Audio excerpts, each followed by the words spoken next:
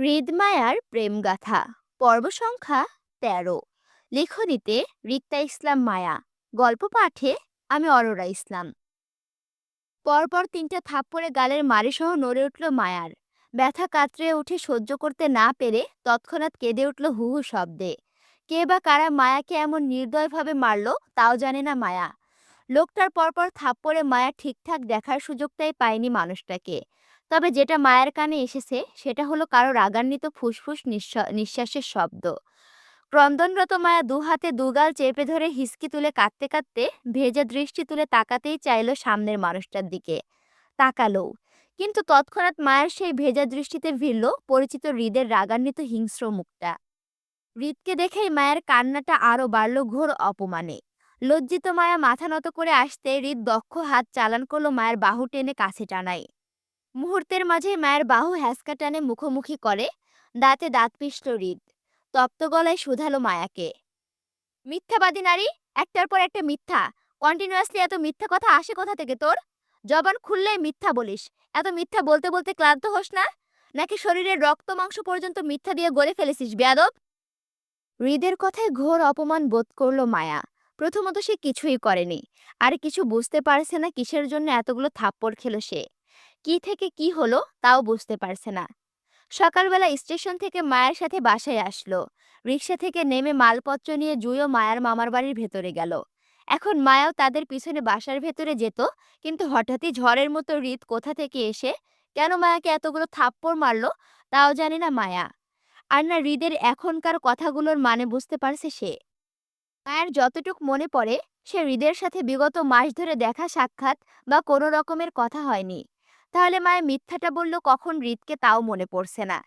ক্রন্দনরত মায়া ঘোর অপমানে চেতে উঠল। মুচড়ামুচড়ি করে হৃদের হাত থেকে নিজের বাহু ছাড়িয়ে নিতে চাইল। অঝরে কাঁদতে কাঁদতে হৃদের উদ্দেশ্যে জোর গলায় বলল, ছাড়ুন আমাকে অসভ্য নেতা। আমি যত খুশি তত মিথ্যা বলবো, তাতে আপনার কি? আপনি শুনতে আসেন কেন? আপনি কে আমাকে মারার? নেতার ছেলে হয়েছেন বলে কি মাথা কিনে নিয়েছেন? যা খুশি তাই করবেন, আর আমরা কিছু বলতে পারবো না? এখন বালের এলাকায় না থাকলে কি হবে আমার? আমি আবার চলে যা। হ্যাঁ, আতঙ্কের ন্যায় হুম হুম শব্দ করে উঠল তৎক্ষণাৎ। চোখ দুটো বড় বড় হয়ে আসলো মুহূর্তেই। ছটফট করার ন্যায় দুহাত আঁকড়ে ধরল হৃদের এক হাত গাল থেকে ছাড়াতে চেয়ে। কিন্তু মায়ের ছটফটে হৃদের হাত আরো শক্ত হয়ে আসলো মায়ের গালের মাড়ি চেপে ধরায়। মায়া গোংরালো। ছটফট করার ন্যায় হৃদের হাত থেকে গাল ছাড়িয়ে নিতে চাইলে হৃদ আরো তেতে উঠল। রাগে রিরি করে শুধালো, আমি কে তাই না? আমি তোর জম। তোকে মারার জন্য আমার বাপের ক্ষমতার দরকার নাই। সোজা তোর ঘরে গিয়ে মেরে আসবো। তোর কি মনে হয় তুই পালিয়ে বাঁচবি? এই বালের এলাকা ছেড়ে কই পালাবি তুই? কোন দেশে শুনি? তুই তো এই দুনিয়া ছাড়লেও আমি তোকে রেহাই দেব না। পরকালেও আমার দাবি থাকবে প্রথমে। তোর তো সব পথই বন্ধ। ছটফট করার নেই মায়া হঠাৎই হৃদের হাতে কামড়ে দিলে হৃদ আ শব্দে তৎক্ষণাৎ হাত ঝাড়ি দিয়ে মায়া গাল ছেড়ে দিতেই মায়া চেতন গলায় শুধালো, আমি মরলেও যখন রেহাই পাবো না তখন আপনি মরে যান, আমাকে রেহাই দেন। তারপরও রেহাই দেন। আমি আর পারছি না। আল্লাহর ওয়াস্তে আমাকে রোজ রোজ অপমান করা ছাড়ুন প্লিজ। মায়ের কথায় হৃদ পুনরায় মায়ের বাহু শক্ত করে চেপে কাছে টেনে রাগে কটমট করে বলল, তুই তো প্রথম থেকেই চাইতিস আমি যেন মরে যাই।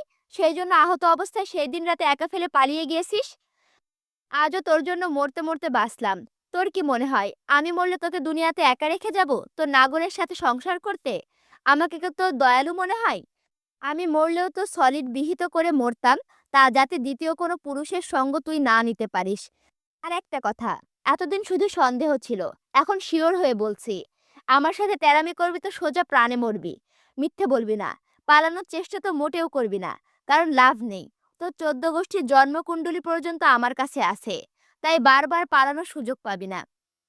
হৃদের সব কথাগুলোই কেমন মাথার ওপর দিয়ে গেল মায়ার। সবকিছু ধোঁয়াশার ন্যায় ঠেকলো। মায়া যতটুকু মাথায় আটলো সেটা হলো হৃদ সাংঘাতিক বাজে আর অসভ্য প্রকৃতির মানুষ। হৃদের কাউকে অপমান করতে কারণ লাগে না। ক্ষমতার দাপটে এমনি চড়িয়ে বেড়ায়। মানুষকে মানুষ মনে করে না, যেমনটা মায়াকে মনে করে না সে। মায়াকে অকারণে অহেতুক অপমানিত করে হৃদের শান্তি পায়, যেন মায়ার হৃদের চিরশত্রু হয়। এবার মায়া বলছে, কিসের শত্রুতা আমি আমার সাথে আপনার? কেন বারবার আমাকে অপমান করতে চলে আসেন? হৃদের পরিচয় সম্পর্কে মায়াকে কিছু বলল না, বরং হৃদ আগের নিয়ে কটমট করে শুধালো, তোর সাথে আমার সারা জীবনের শত্রুতামি, চিরশত্রু হোস তুই আমার। হয়েছে এবার, যা বাসায় যা। কথাগুলো বলতে বলতে হৃদ মায়াকে হালকা ধাক্কা দিয়ে নিজের থেকে দূরে সরিয়ে দিয়ে হন হন করে উল্টো পায়ে হেঁটে গাড়ির দিকে চলে যায়। ঠিক যেই তেজে এসেছিল, একই তেজে আবারও গিয়ে বসলো গাড়ির পেছনের সিটে। আসিফ হৃদকে গাড়ির পেছনে বসতে দেখে লাফ দিয়ে গিয়ে ড্রাইভিং সিটে বসে পড়ল, স্টিয়ারিং চেপে। মূলত সে এতক্ষণ যাবৎ গাড়িতে বসে নীরব দর্শক হয়েছিল হৃদের রাগ মায়ের প্রতি দেখে। আসিফ বুঝতে পারছে হৃদের এত রাগের কারণ। হয়তো এই মুহূর্তে মায়ারও জানা নেই হৃদ কেন এত রাগ করলো। তবে একটা সময় ঠিকই বুঝতে পারবে মায়া, তখন আজকের দিনটার কথা মনে পড়বে হয়তো। আসি প্রথমে হৃদের পেছন পেছন গাড়ি থেকে বের হতে চেয়েছিল, কিন্তু পথিমধ্যে হৃদ মায়াকে থাপ্পড় লাগাতে দেখে আর সাহস করে বের হয়নি, বরং আধখোলা গাড়ির দরজা চাপিয়ে লাগিয়ে চুপচাপ গাড়িতে বসে পড়ে নীরব দর্শক হয়ে। কারণ সে জানতো আপাতত তার ওইখানে কোনো কাজ ছিল না। তাছাড়া সে যদি হৃদের পিছন পিছন যেত, তাহলে মায়ের থাপ্পড়গুলোর সাথে সাথে আসিফও কয়েকটা থাপ্পড়ের ভাগ পেত হৃদের থেকে। আসিফ অলরেডি একটা থাপ্পড় খেয়েছে হৃদের হাতে রাতে, তাই এখন আর পাকামো করে হৃদের পেছন পেছন গেল না। চুপচাপ আসিফ হৃদের ভয়ে মুখ বন্ধ রেখে গাড়ি স্টার্ট করলো। ড্রাইভিং স্টিয়ারিং ঘোরাতে ঘোরাতে মিররের দিকে এক পলক দেখে নিল পেছনে বসা হৃদকে। হৃদ সিটে পিঠ ঠেকিয়ে চোখের ওপর বা হাত ভাঁজ করে রেখে শোয়া। সারা রাত জার্নি করে ক্লান্ত বোঝাই যাচ্ছে। ঢাকা থেকে চট্টগ্রাম মুরাদপুর পর্যন্ত টানা 10 ঘন্টা রাস্তা। 8 ঘন্টা গাড়ি চালিয়ে দ্রুত পৌঁছেছে হৃদ শুধু মায়াকে ধরতে। প্রথমে ওরা আশুগঞ্জ গিয়েছিল মায়ের খোঁজে, কিন্তু পথিমধ্যে কৌশল করে আসিফ আরিফকে ফোন করে জেনে নেয় মায়ের বর্তমান অবস্থা সম্পর্কে। মায়া চট্টগ্রামে আসছে জেনে তারপর হৃদ ও গাড়ির স্পিড বাড়িয়ে দ্রুত এখানে এসে পৌঁছালো।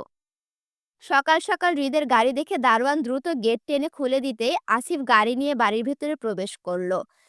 বাড়ির সামনে মালির সাথে দাঁড়িয়ে আরাফ খান পাইপ লাগিয়ে গাছে পানি দিতেছিলেন।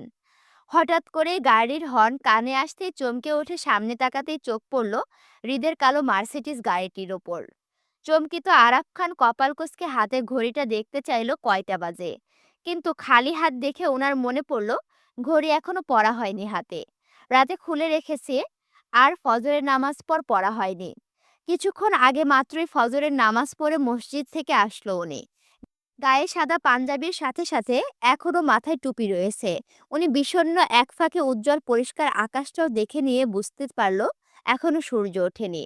এত ভোর সকাল সকাল হৃদের গাড়ি, তাও খানবাড়িতে। বিষয়টা চরম আশ্চর্যজনক।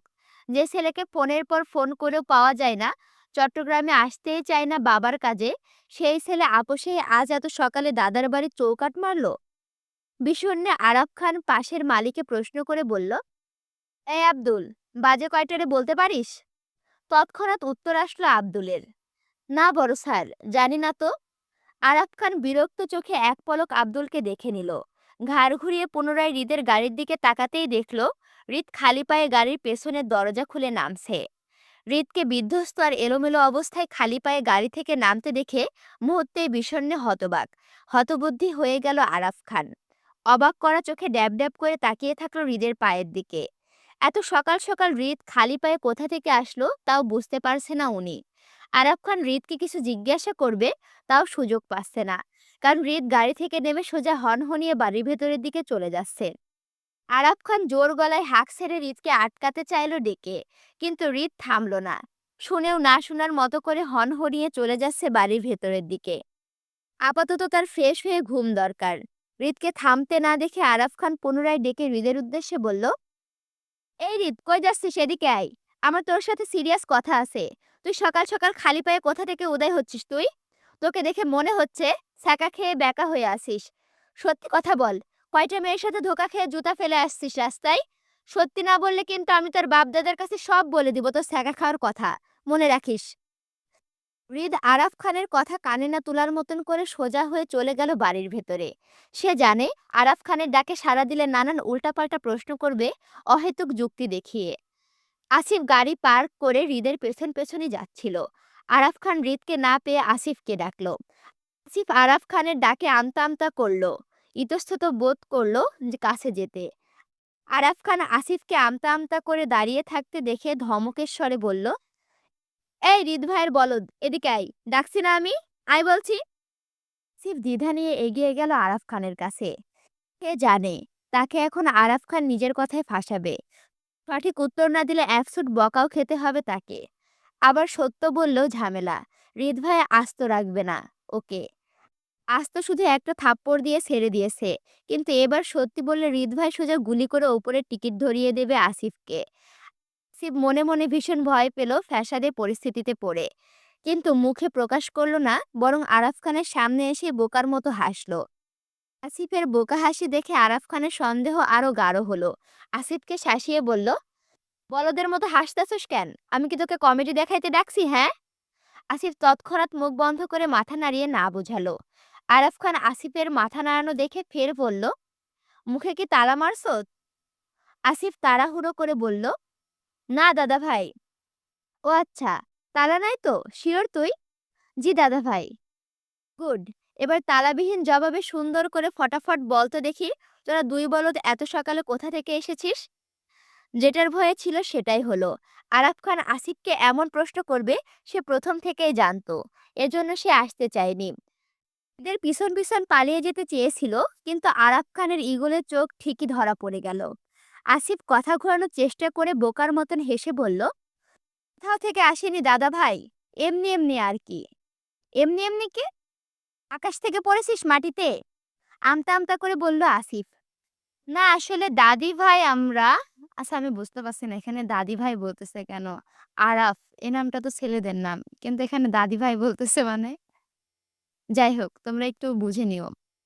আমি নিজেই বুঝতে পারছি না তোমাদেরকে কি বোঝাবো, বুঝছো? আসিফের কথা শেষ করতে না দিয়ে ফের আরাফ খান বলল, আমরা কি? নিশ্চিত মারামারি করে এসেছিস তোরা? এদের অবস্থা দেখেই বোঝা যাচ্ছে। তোদের সাথে গুরু বডিগার্ড গুলা কই? আনিস নাই সাথে? আরাফ খানের কথা মনে মনে স্বস্তির নিঃশ্বাস ফেলল আসিফ খান, সত্যি লুকাতে পেরে। আরাফ খানের কথার রেশ টেনে বলল, আমাদের বডিগার্ড গুলো সবাই রাস্তায় আছে দাদা ভাই। তার মানে ও এটা দাদা ভাই হবে। এক জায়গায় মানে দুই জায়গায় দিদি ভাই লেখা ছিল আর এই জায়গায় দাদা ভাই লেখা। যাই হোক তোমরা একটু ম্যানেজ করে নিও, বুঝছো? ঘন্টা দুয়েকের ভেতরে চলে আসবে হয়তো। আসলে আমাদের কোম্পানির কাজ ছিল চট্টগ্রামে, এজন্য আমি আর ভাই আগে চলে এসেছিলাম রাতে আর কি। তাহলে তোর আর তোর ভাইয়ের এমন চোরের মতো দশা কেন? কোম্পানির কাজে আসলে তো মানুষরা বাবু হয়ে আসে, কিন্তু তোদের দেখে মনে হচ্ছে চুরি করে ধরা খেয়ে কোথাও জুতা ফেলে এসেছিস। না দাদা ভাই, আসলে হৃদ ভাইয়ের জুতা হঠাৎ ছিঁড়ে যাওয়াতে রাস্তায় ফেলে দিয়েছিলাম। মধ্যরাত ছিল বলে নতুন জুতা আর নেওয়া হয়নি। আমার কাছে আলু বেচোস? হৃদকে নতুন জুতা ছাড়া জীবনে পুরাতন জুতা পরতে দেখে নাই। তাহলে হৃদের জুতা ছিঁড়বে কিভাবে? সত্যি বল, যে মারামারি করতে গিয়ে জুতা কোথায় ফেলেছিস বলতে পারিস না? আরাফ খানের কথায় হাসলো আসিফ। মাথা চুলকাতে চুলকাতে বলল, এত জুতা জুতা করছেন কেন দাদা ভাই? আপনি হৃদ ভাইয়ের জুতা দিয়ে কি করবেন? তোরে পিটায়া মানুষ থেকে বলদ বানাবো হৃদ ভাইয়ের চামচা। যা ভাগ, রুমে গিয়ে ফ্রেশ হ, নাস্তা কর। আমি কিন্তু তোমাদের সাথে একসাথেই কিন্তু হৃদমায়ার প্রেমগাথা উপন্যাসটা পড়ছি। আমি এর আগে কখনোই হৃদমায়ার প্রেমগাথা উপন্যাসটা পড়ি নাই। তাই নতুন কিছু সামনে আসলে আমিও অবাক হচ্ছি। তাই তোমরা জিনিসটা বুঝো এবং নেগেটিভ কমেন্ট করো না। কারণ ওইখানে যা লেখা ছিল আমি তাই বলছি। আমি জানি আমার ভিউয়ার্সরা অনেক অনেক বেশি মিষ্টি এবং কিউট এবং বুঝদার। তারা জানে তাদের আপু তাদের সাথে পড়ছে এবং নতুন নতুন জিনিসগুলো সেইখানেই দেখছে। তাই ভুল হতেই পারে, স্বাভাবিক।